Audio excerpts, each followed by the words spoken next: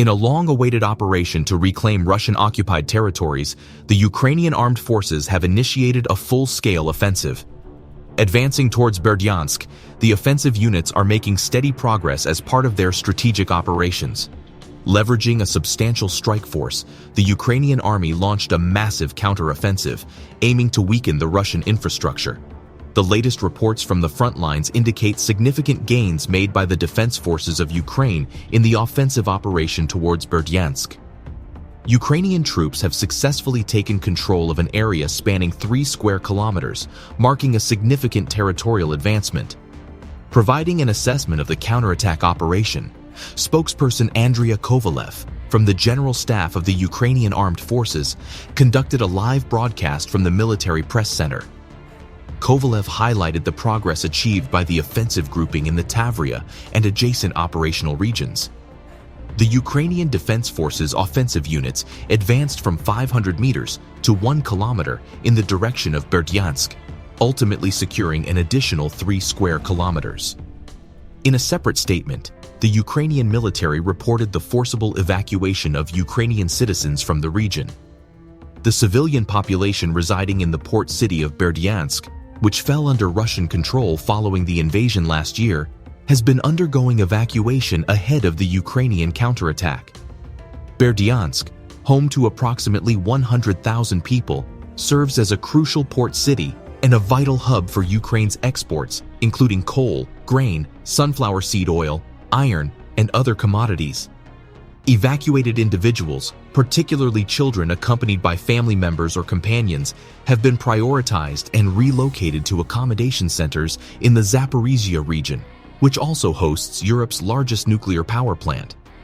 Earlier reports confirmed the recapture of 7 settlements by Ukrainian forces from Russian control in the past week, including Lopez. These successes exemplify Ukraine's resilience and effectiveness in countering the Russian invasion.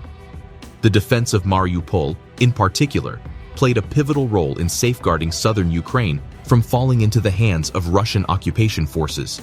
Mariupol's heroic defense ultimately liberated the entire southern region of Ukraine, thwarting further advances towards Nikolaev and Odessa. Ukraine's Deputy Defense Minister, Alexander Pavlyuk, announced intentions to join the O Group and sever Ukraine's connection to the Black Sea by advancing into Transnistria. Simultaneously, the Ukrainian defensive forces in the east have effectively neutralized and subdued the combat-ready enemy forces, significantly limiting their capabilities. The Ukrainian Army's recent accomplishments in the past weeks have been remarkable. Offensives against the Crimean Peninsula, which Russia annexed in 2014, have severely impacted the occupied Ukrainian regions. Over 50 Russian ammunition depots have been targeted, and artillery fire has been directed at command units. Furthermore, Russia's strained logistical systems have been unable to adequately protect frontline operations, revealing signs of exhaustion and fragility. With limited personnel and resources, the Russian army faces challenges in executing another major offensive. Each attack on Russian targets, such as arsenals and command centers, forces them to retreat and relocate supply points, further straining their capabilities. Experts analyzing the war's current state believe that by year's end, Ukraine may regain the regions occupied by Russia since February 24th, paving the way for negotiations concerning Crimea and Donbass within the next 1 to 2 years. During the intense fighting, it has become evident that the Russian army is poorly managed, irrespective of its regular units, conscripts, airborne troops, tank crews, mechanized infantry, artillery units, combat engineers, or logistics. The invaders from Russia exhibit weak motivation, inadequate training, and insufficient supplies, including ammunition, fuel, and rations. They appear unprepared and inept in fulfilling their assigned tasks. Ukrainian ground forces have demonstrated formidable resistance, fueled by a deep sense of purpose to defend their lives, families, and their nation's existence. The Russians have paid a heavy price for their indiscriminate and under-resourced invasion. Notably, Russia has underperformed in almost all areas of its military operations, despite some initial successes in the south and east of Ukraine. Ukraine has emerged victorious in most military engagements, gaining the upper hand in both propaganda and morale. Time has proven instrumental in bolstering Ukraine's well-trained and well-equipped armed forces.